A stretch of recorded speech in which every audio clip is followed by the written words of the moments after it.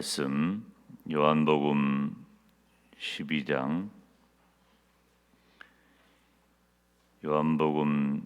12장 23절부터 26절까지입니다. 다 같이 한 목소리로 하나님 말씀 받습니다. 예수께서 대답하여 가라사대 인자의 영광을 얻을 때가 왔도다. 내가 진실로 진실로 너희에게 이르노니 한 알의 밀이 땅에 떨어져 죽지 아니하면 한 알 그대로 있고 죽으면 많은 열매를 맺느니라. 자기 생명을 사랑하는 자는 잃어버릴 것이요 이 세상에서 자기 생명을 미워하는 자는 영생하도록 보존하리라. 사람이 나를 섬기려면 나를 따르라. 나 있는 곳에 나를 섬기는 자도 거기 있으리니 사람이 나를 섬기면 내 아버지께서 저를 귀히 여기시리라. 아멘. 할렐루야. 할렐루야. 주 예수의 은혜와 평강이 있을지어다. 여러분, 이번 한 주간 동안에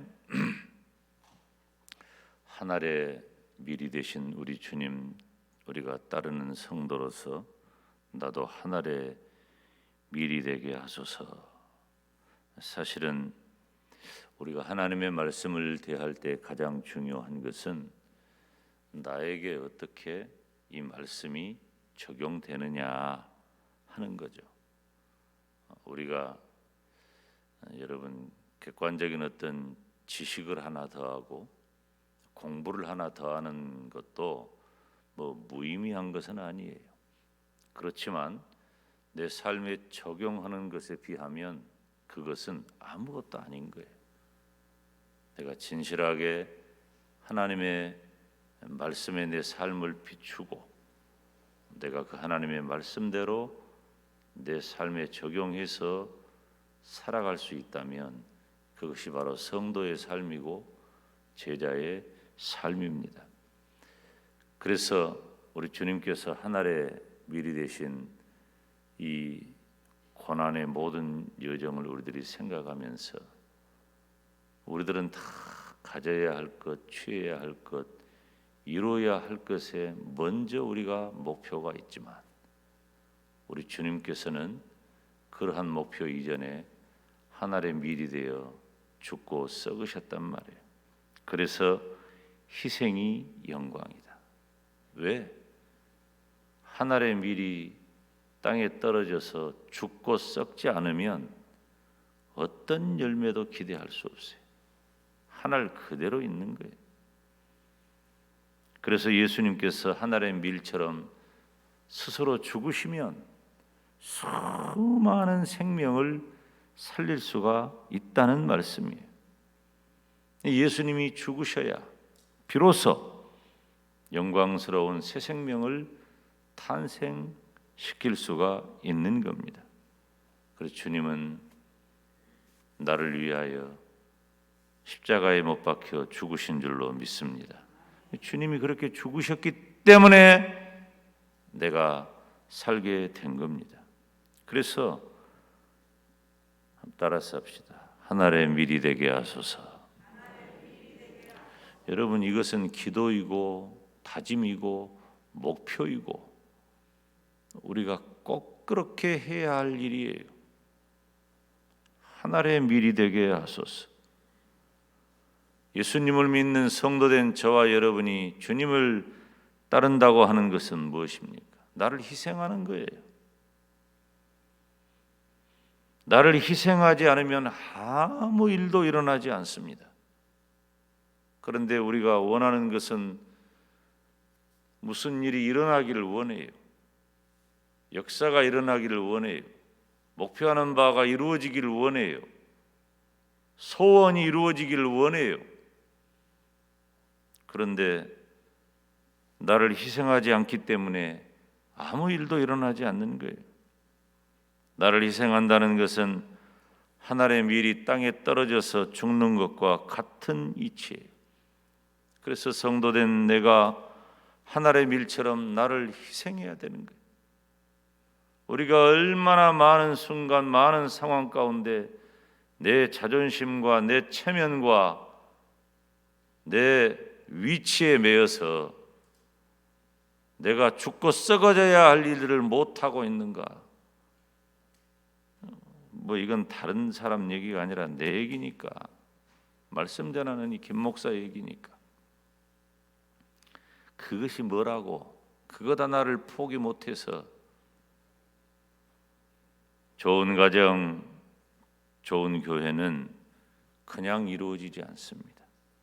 희생이 필요해요. 성도인 내가 그렇게 살지 못하기 때문에 내 가정에서 역사가 일어나지 못하고, 내 교회에서 역사가 일어나지 못하고, 내 직장과 산업에서 역사가 일어나지 못하는 거예요. 오늘 하늘의 밀이 되어서 십자가에 달려신 우리 예수님, 우리는 예수님의 십자가를 생각하면서 뭉클하고 울컥하고, 제가 첫 시간에도 그런 얘기를 했나요? 우리가 모든 날들이 다 같은 날이지만 특별히 이 고난 주간을 대하는 성도들의 마음은 좀 남다르다. 이 고난의 한 주간을 지내는 이게 이제 예수님을 믿는 성도이기 때문에 우리의 정서적인 거죠. 그래서 고난 주간은 만나는 사람들도, 또 사람들을 만나서 나누는 대화도, 또 먹는 음식도, 심지어 입는 의복마저도 우리들이 고난의 한 주간에 특별한 의미를 가져요. 오늘은 우리 주님께서 십자가에 달려 죽으신 날이란 말이에요. 이 고난일은 굉장히 우리들에게 더 큰 의미가 주어져요. 저는 오늘 여러분들이 이 새벽에 나와 있는 것만 갖고도 하나님의 은혜를 입은 줄로 믿습니다. 우리가 이 장소에 이 시간에 이렇게 있다는 것이 이렇게 복되다고 하는 것을 지금은 모를 수 있어요. 우리의 일생 중에. 그러나 시간이 지나면 우리가 그때 그 시간에 거기 있었던 것이 바로 오늘을 만든 것이고, 우리가 과거에 어느 때 어느 상황에 어느 장소에 있었던 것이 오늘의 나를 만든 거예요. 지금 이 시간에 이 장소에서 우리가 이렇게 있는 것이 나와 내 자녀 손들에게 어떤 역사를 이룰지 모른단 말이에요. 오늘 우리 주님께서 나를 위해 완전히 다 쏟아 부으신 날입니다. 여러분, 예수님의 십자가 사건은 지금도 그렇지만 지금부터 2000년 전에는 도무지 이해할 수 없는 일이에요. 어떻게 하나님이 사람의 몸을 입고 이 땅에 오신단 말인가? 어떻게 사람의 몸을 입고 오셔서 순환의 삶을 사시고 고난을 당하시고 어떻게 죽을 수가 있단 말인가? 하나님이 어떻게 그렇게 할 수 있는가? 지금도 그래요. 2000년 전에는 더 그랬죠. 이건 이해할 수가 없는 일이에요. 하나님은 전능하시고 권세가 있으셔서 모든 천하 만물을 호령하시고 말씀 한마디로 역사를 다 이루실 수 있는 그런 분, 그래야 하나님답지. 어떻게 하나님이 죄인된 사람의 몸을 입고 이 땅에 오시고, 성경에 보면은 그런 예수님에 대해서 얼마나 초라하고 연약하다고 그렇게 표현하고 있습니까? 우리가 이걸 어떻게 이해해요? 예수님이 하나님이시라면 사람의 몸을 입을 필요도 없고 고난을 당할 필요도 없고 십자가에서 죽는 것도 필요가 없어야, 그래야 하나님다운 것 아닌가? 그런데 왜 그렇게 하셔야 했을까요? 왜 주님은 굳이 사람의 몸을 입고, 왜 주님께서는 굳이 고난을 당하시고 왜 주님께서는 굳이 십자가를 지셔야 했는가? 예수님께서 사람의 몸을 입으시는 것만이, 예수님께서 고난을 당하시고 죽으시는 것만이 죄로 인하여 영원히 형벌받을 인간, 나를 구원하시는 유일한 방법이기 때문이에요. 다른 방법은 없다는 말이에요. 나의 죄를 해결할 다른 방법은 이 세상에 아무것도 없어요. 내 죄값을 누군가 대신 해결해 주지 않으면, 죄의 값을 누군가 지불해 주지 않으면 이 죄 문제를 해결할 방법은 어디에도 없고 아무것도 없는데, 그래서 친히 하나님께서 사람이 되시고 그리고 나의 모든 죄를 온몸에 다 짊어지시고 죄값을 친히 지불해 주셔서 나의 죄를 주님이 다 해결해 주셨다는 겁니다.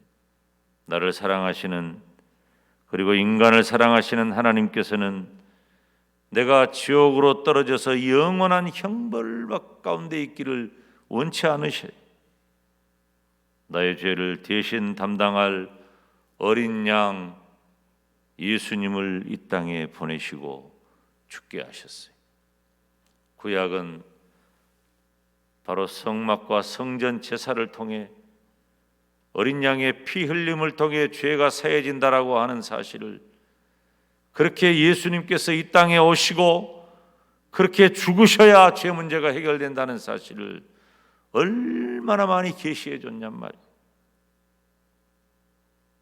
사랑하는 여러분, 예수님께서 이 땅에 오셔서 고난 가운데 죽으시는 것은 우리가 이번 주간 말씀을 살핀 대로 하늘의 밀이 땅에 떨어져서 죽고 썩는 것이에요. 예수님께서 모든 인생의 죄를 담당하시고 구원하시는 것은 많은 열매를 맺는 것입니다. 그 예수님의 희생은 실패가 아니에요. 제가 신학교 다닐 때 그렇게 말했어요. 이런 모질이가 뭔 신학을 했을까? 예수님의 십자가 사건은 실패했다고 말한 거예요. 학자가. 이 머리통에 이 공부 많이 하면 못할 거예요. 내가 그랬다니까요. 이 전도사 때는 막 불처럼 막 일어나잖아요. 어떤 모질이가 이런 게 뭔 목사고 이런 게 뭔 학자냐? 여러분 공부 많이 한다고 바른 공부를 해야지. 보세요. 예수님의 희생은, 예수님의 십자가는 실패가 아니에요. 예수님의 희생, 예수님의 십자가는, 그 희생이 결국 저와 여러분의 죄를 해결하는 영광이 된 줄로 믿습니다.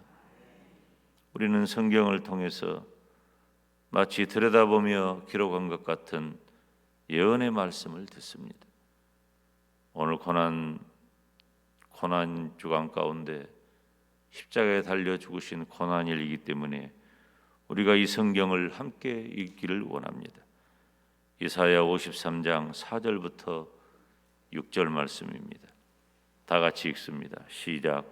그는 실로 우리의 질고를 지고 우리의 슬픔을 당하였거늘 우리는 생각하기를 그는 징벌을 받아서 하나님에게 맞으며 고난을 당한다 하였노라. 그가 찔림은 우리의 허물을 인하며 그가 상함은 우리의 죄악을 인함이라. 그가 징계를 받음으로 우리가 평화를 누리고 그가 채찍에 맞음으로 우리가 나음을 입었도다. 우리는 다 양 같아서 그릇 행하여 각기 제 길로 갔거늘 여호와께서는 우리 무리의 죄악을 그에게 담당시키셨도다. 아멘. 사랑하는 여러분, 예수님께서는 우리의 죄악을 다 지고 찔리고 찢기고 마침내 죽으셨어요. 나의 죄를 다 담당하신 거예요. 목요일 저녁에 잡혀가신 예수님은 금요일 오늘 십자가에 못 박혀 죽으시기까지 어떻게 하셨는가? 이사야 53장 7절로 9절 말씀은 이렇게 기록합니다. 우리 다 같이 읽습니다. 시작. 그가 곤욕을 당하여 괴로울 때에도 그 입을 열지 아니하였으며 마치 도수장으로 끌려가는 어린 양과 털 깎는 자 앞에 잠잠한 양같이 그 입을 열지 아니하였도다. 그가 곤욕과 신문을 당하고 끌려갔으니 그 세례 중에 누가 생각하기를 그가 산자의 땅에서 끊어짐은 마땅히 형벌을 받을 내 백성의 허물을 인함이라 하였으리요. 그는 강포를 행치 아니하였고 그 입에 괴사가 없었으나 그 무덤이 악인과 함께 되었으며 그 묘실이 부자와 함께 되었도다. 아멘. 사랑하는 여러분, 주님은 피하지 않았어요. 제가 가끔 그런 말씀 드리잖아요. 예수님은 십자가를 향하여 더 열심히, 더 적극적으로 나아가시는 거예요. 인간적으로는 이해할 수가 없어요. 죽음을 향하여, 희생을 향하여, 고난을 향하여, 십자가를 향하여 더 나아가는 거예요. 오늘 본문의 말씀도 십자가와 가까워지는 그 시간에 한 알의 밀이 땅에 떨어져 죽고 썩지 아니하면 많은 열매를 맺을 수 없다. 내가 바로 한 알의 밀이다. 내가 죽고 썩을 것이다. 그래서 많은 생명을 살려낼 것이다. 주님은 십자가의 길로 갑니다. 오늘 나를 위해서 한 알의 밀이 되어 십자가에 달리시고 죽고 썩으신 우리 주님을 기억하시기를 바랍니다. 나도 가정을 위해서, 나도 교회를 위해서, 나도 가정을 위해서, 나도 교회를 위해서 죽고 썩는 한 알의 밀이 되시기를 바랍니다. 이 시간에 우리가 주님 앞에 기도할 때에 하나님, 나도 주님처럼 가정을 위해, 교회를 위해, 나라를 위해 죽고 썩는 한 알의 밀이 되게 하여 주시옵소서. 다 같이 두 손 들고 주님 이름 부르며 기도합니다. 주여, 주여, 주여.